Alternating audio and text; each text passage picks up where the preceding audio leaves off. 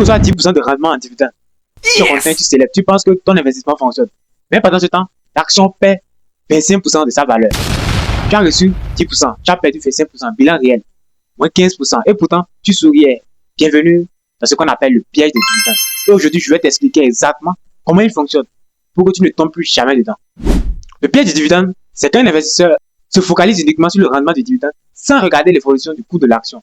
Il voit 8, 10, 12% de rendement et il se dit que c'est une excellente affaire sans se demander pourquoi ce rendement est aussi élevé. Et c'est là que le piège se refait. Parce qu'un dividende élevé, c'est souvent le signe que le cours a déjà beaucoup baissé. Et quand le cours baisse, le rendement mathématique monte automatiquement. Ce n'est pas une opportunité, c'est une alerte. Prenez l'exemple concret. Tu achètes une action à 5 000 francs. L'entreprise verse un dividende de 400 francs par action.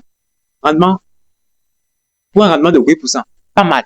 Un an plus tard, le cours de l'action est tombé à 3 500. Tu as reçu tes 400 francs de dividendes. Mais ton action a perdu 1 500 de sa valeur. Le bilan réel, tu as perdu 1 100 francs net.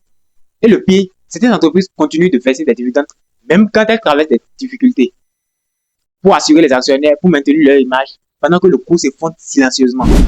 Maintenant, comment reconnaître une action piège avant d'y mettre ton argent? Voici les 3 signaux d'alarme. Signal 1, un rendement anormalement élevé. À la BFM, un rendement supérieur à 10-12% doit être immédiatement interrogé. Demande-toi toujours, pourquoi ce rendement est aussi élevé?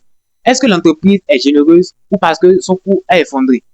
Signal 2, les bénéfices baissent. Si une entreprise fait des dividendes élevés alors que ses bénéfices baissent, elle puise dans ses réserves pour te payer. Ce n'est pas durable. Le dividende sera réduit ou supprimé tôt ou tard et le coût va suivre.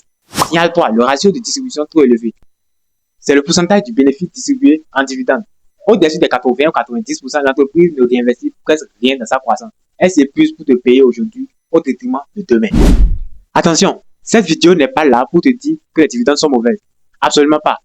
Moi-même, j'ai reçu mes dividendes de BOACI récemment. Et c'est l'une des plus belles sensations en investissement. La différence, c'est entre un bon dividende et un mauvais dividende. Bon dividende, entreprise rentable, bénéfice en hausse, coût stable ou en progression, distribution raisonnable.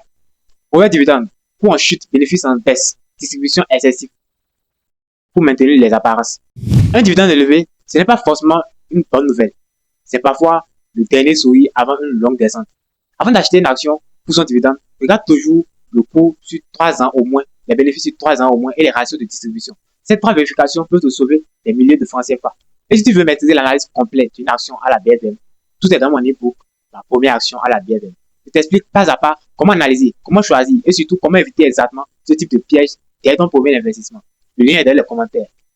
Et toi, est-ce que tu as déjà vérifié le cours de tes actions en même temps que les dividendes? Ou tu te contentais de compter ce que tu recevais sans regarder ce que tu perdais? Réponds-moi honnêtement dans les commentaires. Abonne-toi, c'est Sada. Ciao.